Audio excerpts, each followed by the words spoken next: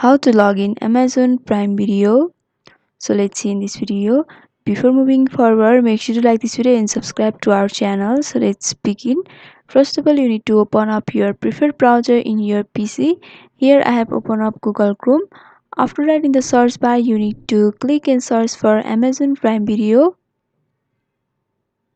Soon after searching, you'll be able to see the search results.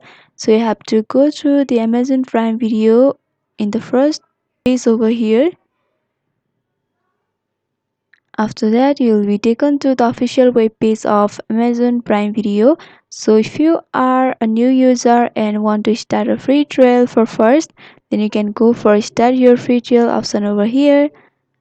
And if you are already a member of Prime Video and want to sign in to your account, you have to go for Prime Video member sign in option.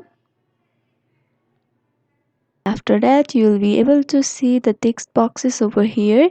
So in the first text box, you need to click and enter your either email or mobile number associated with your Prime Video account. And in the second text box, you have to enter your password.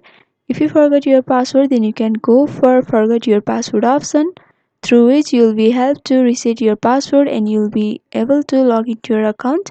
And after fulfilling the information, you have to go for sign in option.